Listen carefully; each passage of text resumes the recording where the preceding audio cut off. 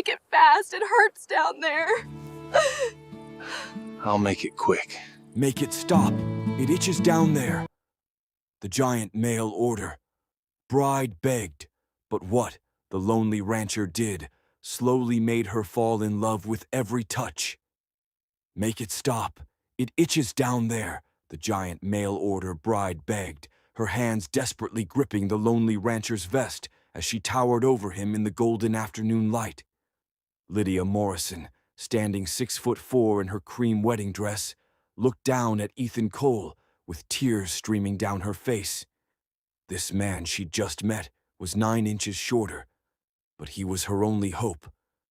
3 days of brutal travel had left her skin burning, itching relentlessly in places she couldn't reach, places too intimate to speak of.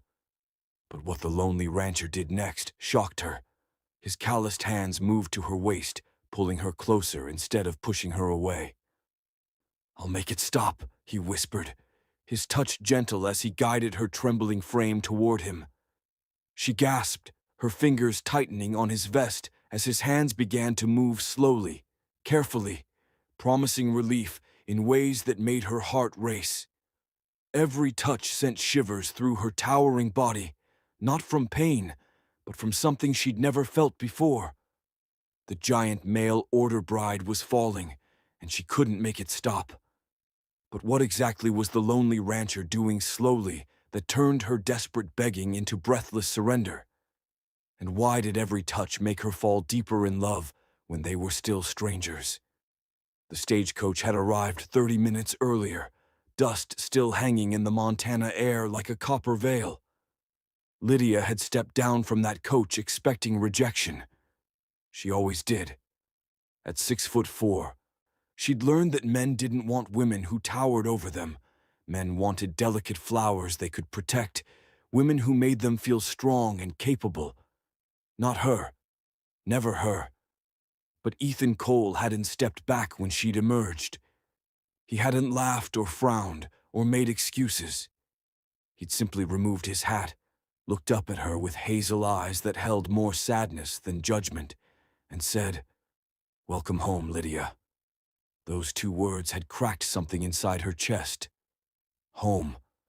As if she belonged anywhere. As if someone actually wanted her there. But now, standing in his ranch house with sunlight pouring through the windows, she couldn't pretend anymore. The pain had become unbearable. 3 days on that stagecoach, the wool undergarments they'd forced her to wear, rubbing against her skin with every bump and jolt of the wheels. Her lower back felt like it was on fire. Behind her knees, raw and burning. And her inner thighs.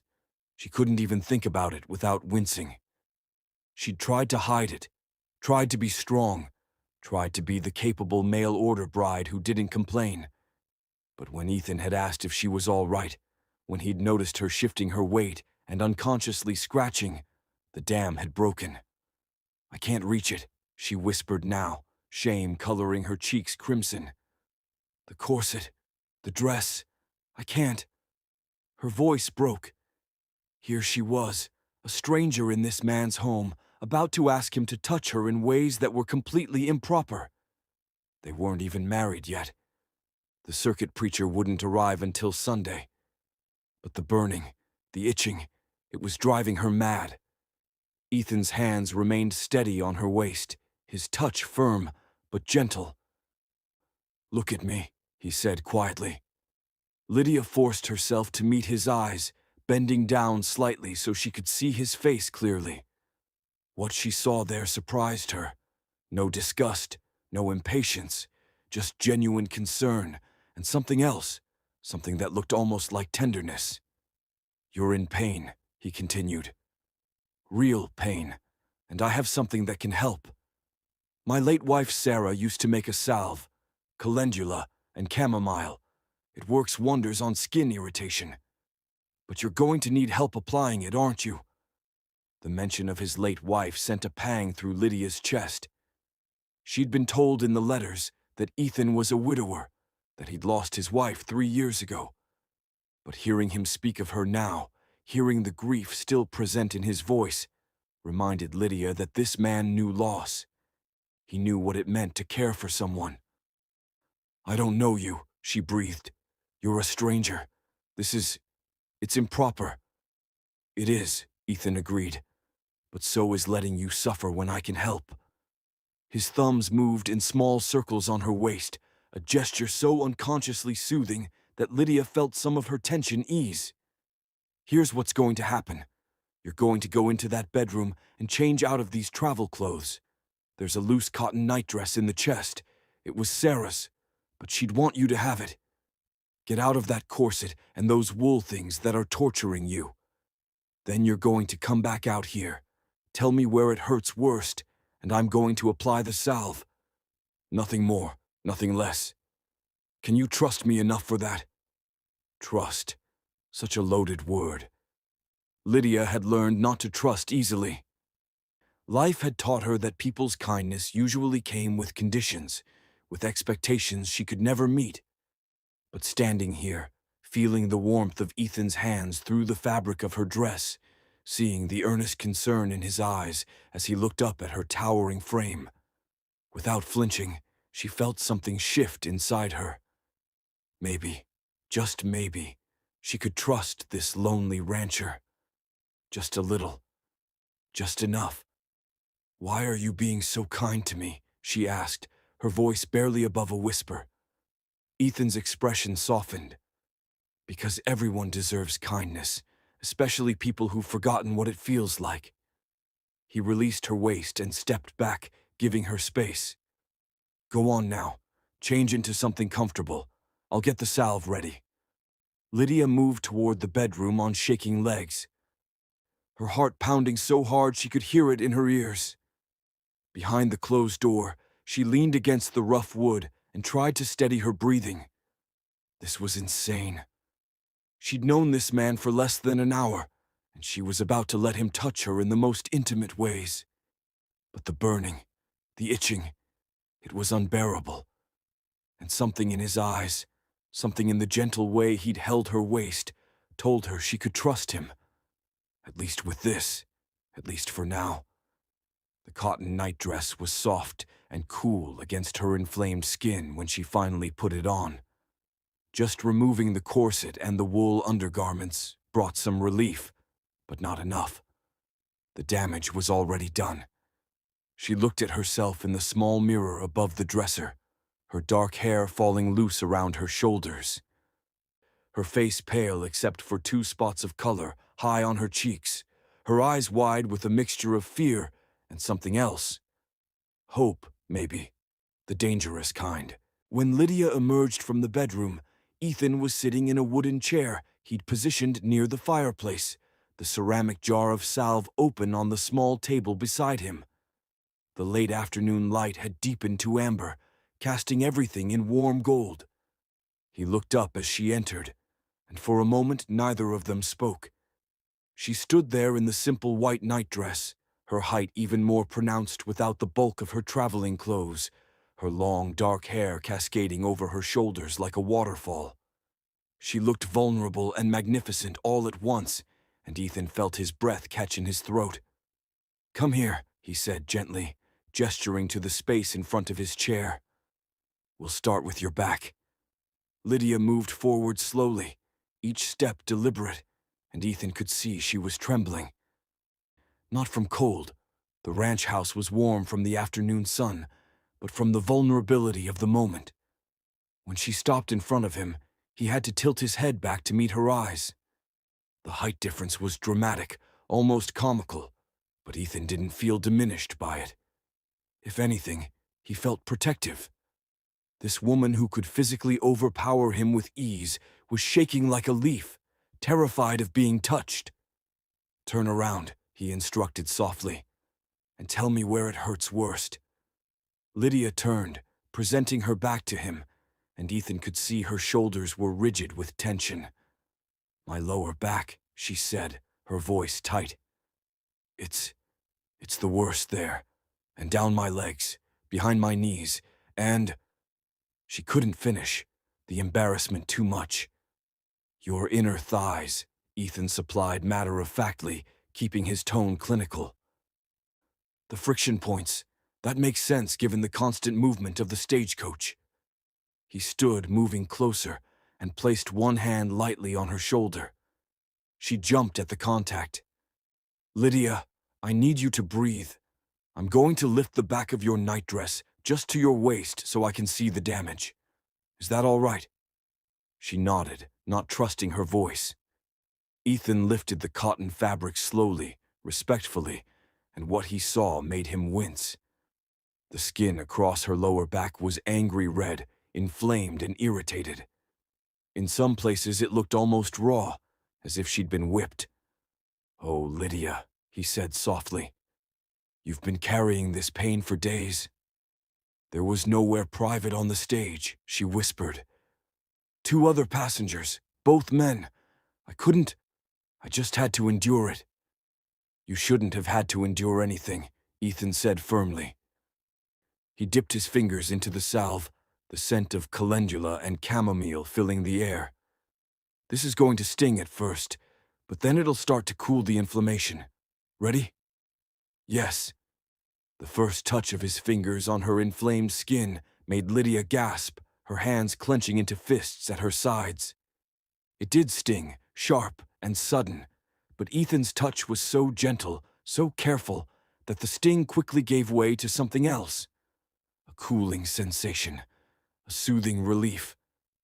His hands moved across her lower back in slow, deliberate strokes, spreading the salve evenly, covering every inch of irritated skin. His fingers were calloused from years of ranch work, rough and work-worn, but they moved with such tenderness that Lydia felt tears spring to her eyes. No one had ever touched her like this, with care, with gentleness. As if her body was something precious rather than something too big, too much, too wrong. "How does it feel?" Ethan asked after a moment, his hands still moving in those slow, soothing circles. "It stings less now," Lydia managed. "It's cooling. It's helping." "Good." His hands moved lower, toward the base of her spine, and Lydia felt her breath hitch. "The salve needs to be massaged in gently to help it absorb. I'm going to apply a bit of pressure. Tell me if it's too much." It wasn't too much.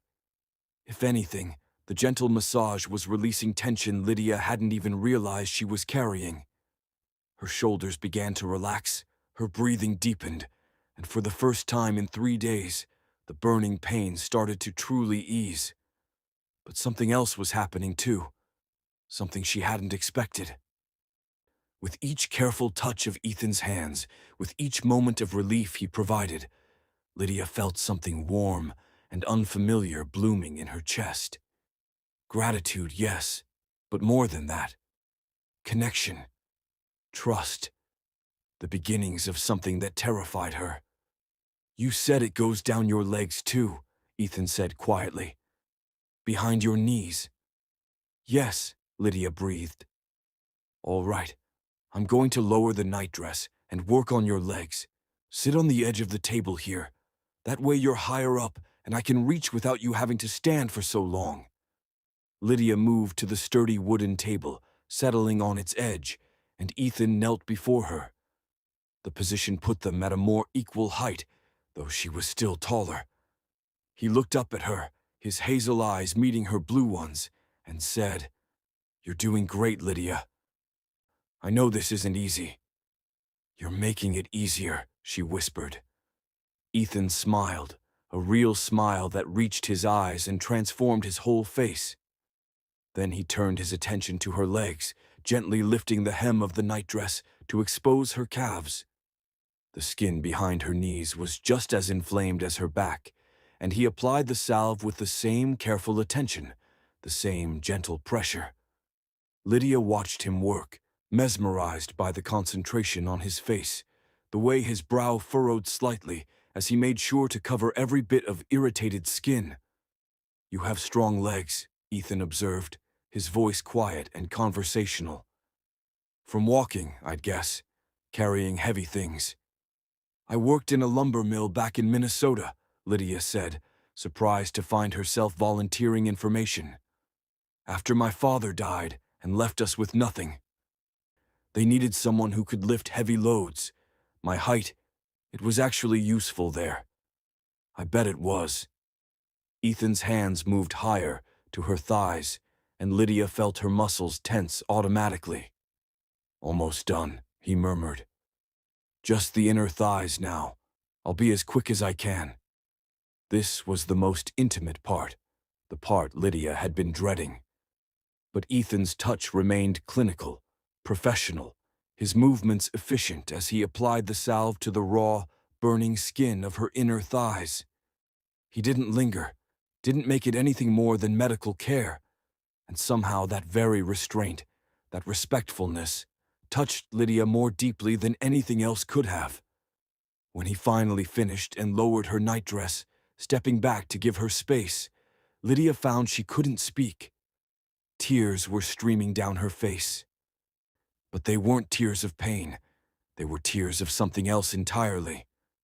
Relief, yes, but also the overwhelming emotion of being cared for, of being treated with gentleness when she'd expected rejection or disgust or mockery. "Did I hurt you?" Ethan asked immediately, concern flooding his features. "No," Lydia managed, her voice breaking. "No, you didn't hurt me. You—" She couldn't finish, the emotions too big for words. Ethan seemed to understand. He moved to the kitchen, dampened a cloth with water from the pitcher, and brought it to her. "Here," he said gently, "for your face." Lydia took the cloth with shaking hands and pressed it to her cheeks, trying to compose herself. But the tears kept coming, and finally she just gave up, trying to stop them. "I'm sorry," she whispered. "I don't know why I'm crying." "I do," Ethan said quietly. He pulled up a chair and sat facing her, close but not crowding. "You're crying because someone just treated you with kindness, and you're not used to it. You're crying because for the first time in a long time, maybe ever, someone looked at you and didn't see something wrong. They just saw someone who needed help." His words broke something open in Lydia's chest. "How do you know?" she asked. "How do you know what it's been like?" "Because I've seen that look before," Ethan said. "My wife, Sarah, she couldn't have children. Everywhere we went, people looked at her with pity or judgment. They told her she was failing as a woman, that she was less than, that she was broken. I watched her shrink under that weight, watched her start to believe it." His voice grew rough. "And I see that same weight on you, Lydia. That same belief that you're somehow wrong just for being who you are." Lydia stared at him, this man she'd known for barely an hour, who somehow saw straight through to the core of her. "I've been told my whole life that I'm too much," she whispered. "Too tall, too big, too strong. That no man would ever want someone like me. That I should be grateful for whatever scraps of affection I could get." "Then you've been lied to your whole life," Ethan said firmly. "Because there's nothing wrong with being tall or strong. There's nothing wrong with taking up space in the world. And any man who can't see the beauty in a woman who stands on her own 2 feet, who can work and build and survive, that man's a fool." Something in Lydia's chest felt like it was expanding. Like she'd been living in a too small room her whole life, and someone had just blown out the walls. "You really believe that?" she said, not a question but a statement of wonder. "I do," Ethan confirmed, "and I'll keep telling you until you believe it too." The evening had settled over the ranch like a warm blanket, the sky outside turning shades of purple and deep blue. Lydia had insisted on helping with supper, despite Ethan's protests, and now they sat at his small kitchen table, eating beef stew and cornbread in a silence that felt oddly comfortable. The salve had worked wonders. The burning had reduced to a mild warmth, the itching almost completely gone. But something else had taken its place, something far more dangerous. Every time Lydia looked at Ethan across the table, she felt that strange flutter in her chest.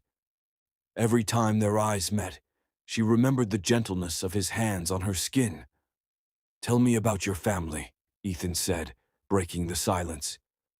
Your life before you came here.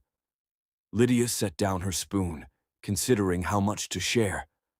But something about this man, this lonely rancher who'd shown her more kindness in one afternoon than she'd experienced in years, made her want to be honest.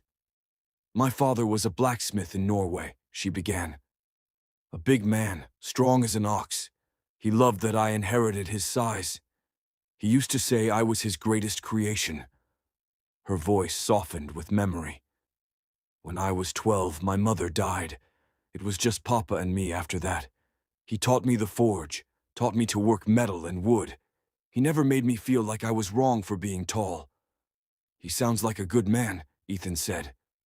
He was, but when I was 16, he decided we should come to America. He'd heard there was opportunity here, land and work and a fresh start. We settled in Minnesota, and for a while it was good. Papa found work, I found work. But then, Lydia's throat tightened. 3 years ago, there was an accident at the mill. A support beam fell. Papa pushed me out of the way, but She couldn't finish. Ethan reached across the table, covering her hand with his. The gesture was simple but profound. I'm sorry, he said. Losing a parent, especially one who saw you for who you really are, that's a grief that doesn't fade. No, Lydia agreed. It doesn't. She looked down at his hand covering hers, so much smaller but somehow making her feel protected rather than diminished. After Papa died, everything fell apart. The mill kept me on, but the other workers, they started treating me differently. The men would make comments, crude suggestions. They thought because I was big and alone, I should be grateful for their attention. And the women, she laughed bitterly. The women were worse. They looked at me like I was stealing their husbands just by existing. So you became a mail-order bride, Ethan said, understanding dawning. My younger sister needed medicine. My mother's sister needed a roof over her head. I had no money, no prospects, and every day I stayed there, things got worse. Lydia met his eyes. When I saw the advertisement for a rancher in Montana seeking a wife, I thought, at least it's escape. At least it's survival. I didn't expect. She trailed off. Didn't expect what? Ethan prompted gently. Didn't expect someone who would kneel before me to ease my pain, Lydia whispered. Didn't expect someone who would look at me like I'm not a burden. Her voice dropped even lower. Didn't expect to feel this.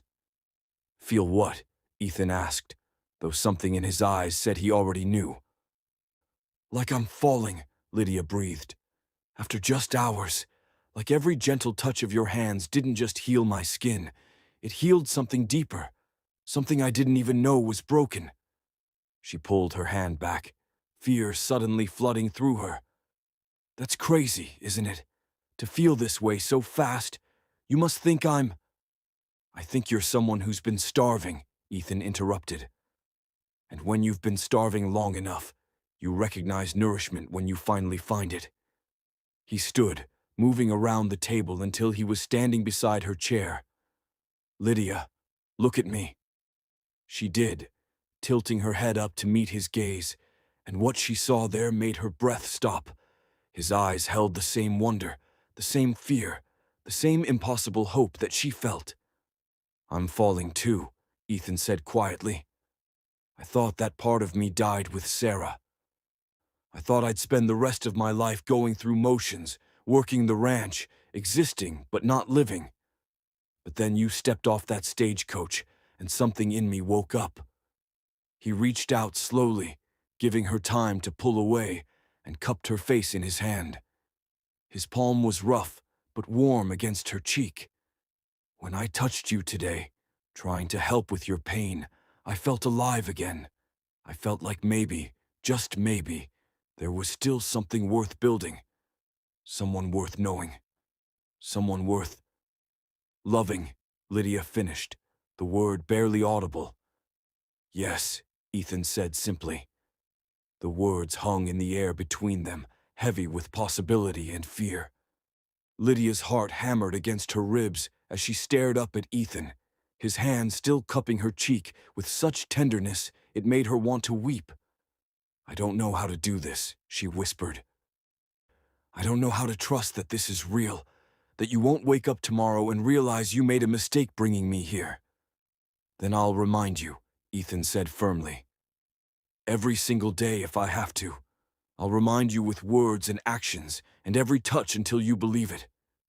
He paused, his thumb tracing the line of her cheekbone.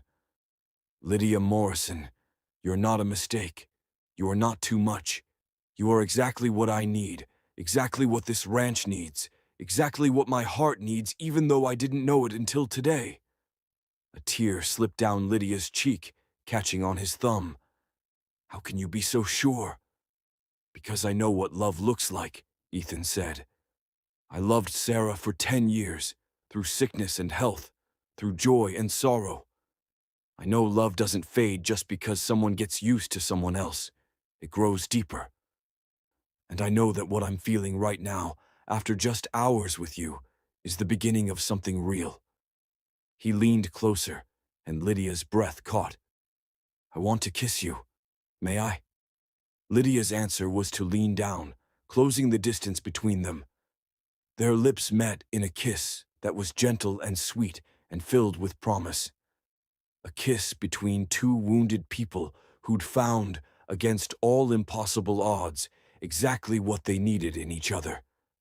When they finally pulled apart, both were smiling through tears. "Thank you," Lydia whispered against his lips. "For what?" "For making it stop. Not just the itching, but the loneliness, the feeling that I was wrong, that I was too much for anyone to love. You made all of that stop with every gentle touch." She pulled back slightly to look at him fully. "Ethan Cole, I think I'm going to love being married to you." "I know I'm going to love being married to you," Ethan replied.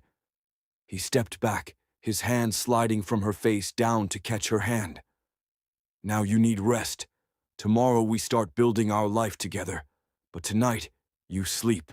And if the irritation comes back, you wake me. No suffering in silence anymore. Understood?" "Understood," Lydia agreed. As she stood, her height once again towering over him, Ethan looked up at her with such warmth that she felt it all the way to her bones. "Good night, Lydia. Sleep well." "Good night, Ethan." That night, lying in the bed that would become hers, Lydia touched her lips where Ethan had kissed her. The itching was gone, replaced by the cooling salve that continued to work its magic. But more than that, the ache in her heart, the one she'd carried for so long she'd forgotten it was there, had begun to ease too. For the first time in years, Lydia Morrison felt something she'd thought lost forever. She felt hope. Hope that maybe she'd found her place in the world. Hope that maybe someone could love her exactly as she was. Hope that this lonely rancher's gentle touches were just the beginning of something beautiful. And in the loft above, Ethan Cole lay awake, thinking of the giant woman sleeping below, and felt that same hope stirring in his chest. Tomorrow they would start fresh. Tomorrow they would begin building a life together. But tonight, both of them rested easier, knowing they were no longer alone. The giant mail-order bride had begged him to make it stop. And what the lonely rancher did, slowly had made her fall in love with every touch. But the truth was simpler and more profound than either of them had expected. They had saved each other. So what did you think of Ethan and Lydia's story? Have you ever met someone who made you feel seen and valued when everyone else made you feel invisible? Drop a comment below and tell us what time it is, where you're watching from, and what country you're in. We love hearing from our global family. And here's a question for you. Do you think love can really happen this fast, or does Lydia need to be more careful with her heart? Let us know your thoughts. If this story touched your heart, smash that subscribe button and turn on the notification bell so you never miss another beautiful love story. Share this with someone who needs to hear that they're exactly right just as they are.